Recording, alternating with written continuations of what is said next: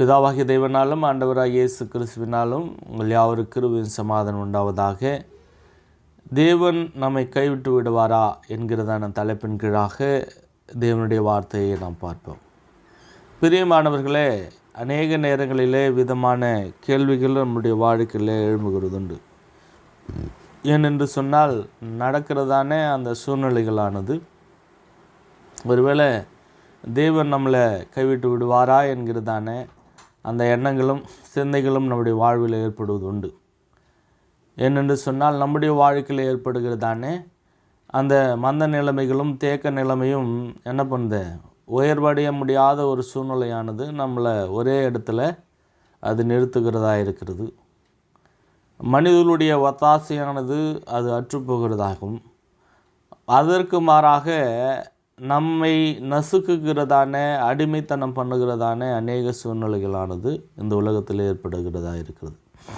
அது ஊழியமாக இருந்தாலும் சரி, நிர்வாகமாக இருந்தாலும் சரி, மற்ற வேலைகளாக இருந்தாலும் சரி, சமுதாயமாக இருந்தாலும் சரி, குடும்ப உறவுகளாக இருந்தாலும் சரி, எல்லா சூழ்நிலையிலும் ஒரு மனிதனானவன் என்ன பண்ணுறான், நசுக்கப்படுகிறவனாகவும் நெருக்கப்படுகிறவனாகவும் அவன் ஒரு நிர்பந்தத்தில் அடிமைப்படுத்தப்பட்டதான ஒரு மனுஷனாகவும் அவன் காணப்படுகிறான். பிரியமானவர்களே, நம்ம இவ்விதமான சூழ்நிலைகளில் நம்ம தேவனிடத்தில் விசுவாசம் உள்ளவர்களாகவும் கிறிஸ்துவனுடைய அந்த வார்த்தை கீழ்ப்பட்டவர்களாகவும் தேவனுடைய சித்தத்தை நம்ம நோக்கி கெஞ்சி நிற்கும் பொழுது நமக்கு ஏற்படுகிறதான எதிர்விளைவுகள் அது இப்படி நடக்கும் பொழுது நம்முடைய வாழ்க்கையில் ஒரு கேள்விக்குறியானது ஏற்படுகிறதா இருக்கிறது.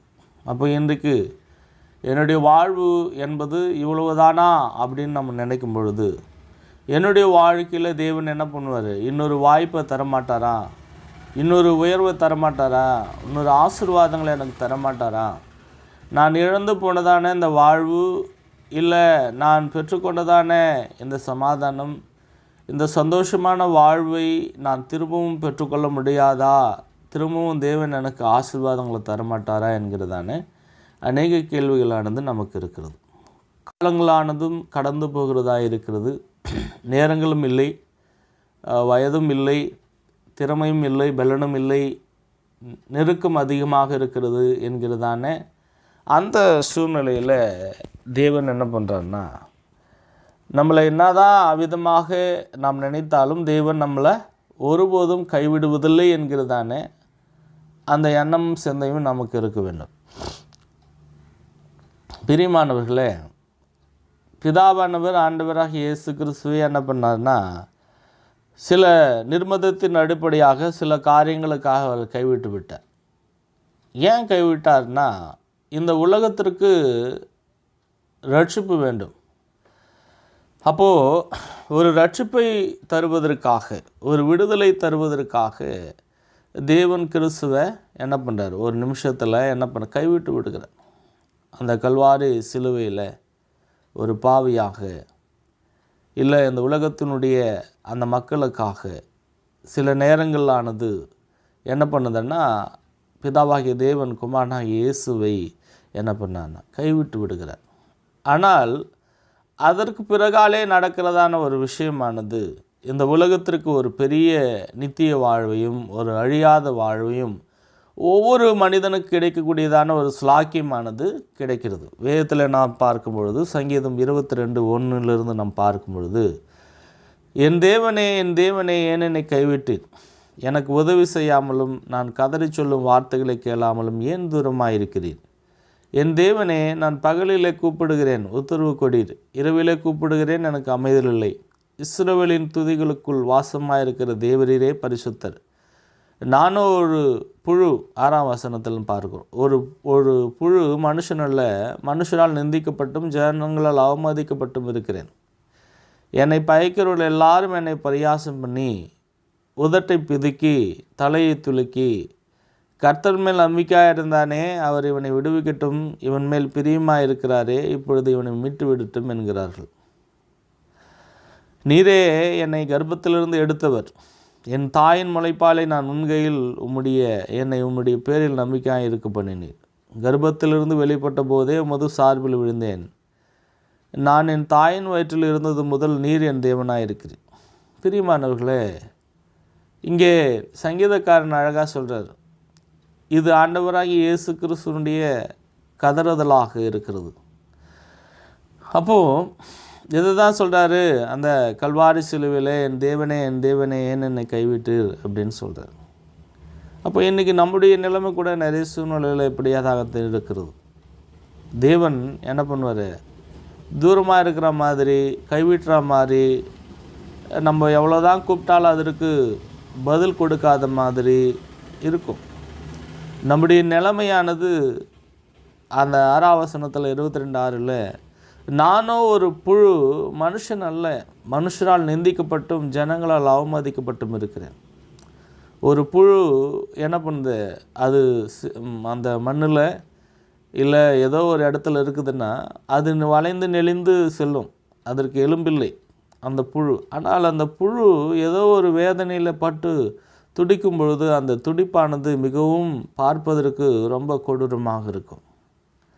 அப்போது ஒரு மனுஷனுடைய அந்த நிலைமையை இங்கே சங்கீதக்காரன் அழகாக அவர் எடுத்து காண்பிக்கிறவராக இருக்கிறார். நானும் ஒரு புழு, மனுஷன் அல்ல, மனுஷரால் நிந்திக்கப்பட்டும் ஜனங்களால் அவமதிக்கப்பட்டும் இருக்கிறேன். ஒரு டிஸ்ரெஸ்பெக்ட் இங்கே என்ன பண்ணுது, ஒரு மனுஷனுக்கு கிடைக்குது. என்னை பார்க்கிறவர்களெல்லாம் என்னை பரியாசம் பண்ணி உதட்டை பிதுக்கி தலையை துலுக்கி கர்த்தர் மேல் நம்பிக்கையாக இருந்தானே, அவர் இவனை விடுவிக்கட்டும், இவன் மேல் பிரியமாக இருக்கிறாரே, இப்பொழுது இவனை மீட்டு விடட்டும் என்கிறார்கள். பிரியமானவர்களே, நம்ம கூட ஒரு சோதனையான ஒரு சூழ்நிலையில் நம்முடைய வாழ்வானது கூட இப்படிப்பட்டதான ஒரு நிலைமைக்கு தள்ளப்படும். ஆனால் தேவன் நம்மளை கைவிட்டுவாரா அப்படின்னு பார்க்கும் பொழுது நிச்சயமாக அவர் கைவிட மாட்டார். ஏன் அவர் நம்மளை கைவிட மாட்டார்னா, நீரே என்னை கர்ப்பத்திலிருந்து எடுத்தவர், என் தாயின் முளைப்பாலின் உண்கையில் என்னை உம்முடைய பேரில் நம்பிக்கையாக இருக்க பண்ணினேன். கர்ப்பத்திலிருந்து வெளிப்பட்ட போதே உமது சார்பில் விழுந்தேன், என் தாயின் வயிற்றில் இருந்தது முதல் நீர் என் தேவனாக இருக்கிறேன். ஏன் நம்மளை தேவன் கைவிட மாட்டார்னா, அவர் நம்முடைய தேவனாக இருக்கிறார். எவ்வளவுதான் இந்த உலகத்தில் நம்ம ஒரு புழு மாதிரி இருந்தாலும், மனுஷரால் அவமதிக்கப்பட்டும் நிந்திக்கப்பட்டு இருந்தாலும், நம்மளை பார்க்குறவங்களாம் நம்மளை பரியாசம் பண்ணி கேலி பண்ணி அவங்க உதட்டை பிதுக்கி அவங்க நம்முடைய தலையை துலுக்கி நம்முடைய அந்த உதட்டை பிதுக்கி இப்படியாக அவர்கள் செய்கிறதான அந்த காரியங்கள் என்ன பண்ணுது, நம்மளை மிகவும் ஒரு அவமானத்திற்குள்ளாகவும் அவமதிப்புக்குள்ளாகவும் ஒரு நிந்தனைக்குள்ளாகவும் நம்மை தள்ளுகிறதா இருக்கிறது. பிரியமானவர்களே, தேவன் நம்மளை கைவிடல. ஏன்னா அவர் பழசை புதுப்பிக்கும்படியாக தான் புதிய உடன்படிக்கையை அவர் கொண்டு வந்தார்.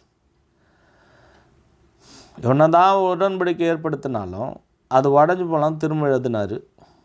திரும்ப அது சரியில்லை, பழசில் பிழை இருக்குதுன்னு சொல்லி ஆண்டவராகிய இயேசு கிறிஸ்து மூலமாய் நமக்கு ஒரு புதிய உடன்படிக்கை ஏற்படுத்தி அந்த அழியாத நித்திய வாழ்வு தேவன் கொடுத்தார். அப்போ நம்ம கெட்டு போகும்படியாய், நாம் நிந்திக்கும்படும்படியாய், நம்ம கீழே விழுந்து விடும்படியாய், நம்முடைய நிலைமை ஒரே இடத்துல இருக்கும்படியாய் தேவன் விடுவதில்லை. நம்முடைய நிலைமையை, நம்முடைய சூழ்நிலையை, நம்முடைய எண்ணங்களை, இயக்கங்களை அவர் என்ன பண்ணுவார்னா கண்ணோக்கி பார்க்கிறவராக இருக்கிறார். அதுதான் 2 கொரிந்தியரில் நாம் பார்க்கிறோம். 4ஆம் அதிகாரம் 8-10 வரைக்கும் பார்க்கும்போது, நாங்கள் எப்பக்கத்திலும் நெருக்கப்பட்டும் ஒடுங்கி போகிறதில்லை, கலக்கமடைந்து மனம் முறிவடைகிறதில்லை, துன்பப்படுத்தப்பட்டும் கைவிடப்படுகிறதில்லை, கீழே தள்ளப்பட்டு மடிந்து போகிறதில்லை. கர்த்தராகிய இயேசுவினுடைய ஜீவனும் எங்கள் சரீரத்தில் விளங்கும்படி இயேசுவின் மரணத்தை எப்பொழுதும் எங்கள் சரீரத்தில் சுமந்து திரிகிறோம். பிரியமானவர்களே, கிறிஸ்துவனுடைய மரணம் நம்முடைய வாழ்வில் இருக்கும் பொழுது, அவருடைய மரணத்தை எப்பொழுதுமே நம்முடைய சரீரத்தில் சுமந்து திரியும் பொழுது நெருக்கங்கள் வரும், நம்ம ஒடுங்கி போக மாட்டோம், கலக்கம் வரும், மனம் முறிஞ்சு போக மாட்டோம், துன்பம் வரும், கைவிடப்பட மாட்டோம், கீழே விழுந்து போவோம், ஆனால் செத்து போக மாட்டோம். இதுதான் கிறிஸ்துவ வாழ்க்கை. அப்போது இன்றைக்கு அப்பேற்பட்டதான ஒரு அனுபவத்துக்குள்ளாக இருக்கிறதான அந்த கிறிஸ்துவ வாழ்வில் நம்ம தேவன் நம்மளை ஒருபோதும் அவர் கைவிடுகிறதில்லை. நம்மை அவர் தேடி வருகிறாகவும் நமக்கு அவர் உதவி செய்து நமக்கு என்ன பண்ண மிகப்பெரிய ஒரு விடுதலை கொடுத்து நாம் துன்பப்பட்ட வருஷங்களுக்கு சரியாய் நம்மை மகிழ்ச்சி ஆக்குகிறதான தேவன், நம்மளை ஒருபோதும் கைவிடாத தேவன், அவர் நெறிந்த நாளிலை உரிக்காமலும் மங்கி எறிகிறதான திரியை அணைக்காமலும் இருக்கிறது தேவன். நம்ம கதறி சொல்லதான வார்த்தைகளை அவர் கேட்டு நமக்கு இறங்கி நமக்கு உதவி செய்கிற தேவன். பிரியமானவர்களே, தேவன் நம்மை ஒருபோதும் கைவிடுவதில்லை. அதனால் கைவிடாத தேவனுடைய கரம் பிடித்து இந்த நாளில் அந்த விசுவாசத்தோடு கடந்து செல்வோம். தேவன் தாமே இந்த நாளை ஆசீர்வதிப்பாராக, நம்மையும் ஆசீர்வதிப்பாராக.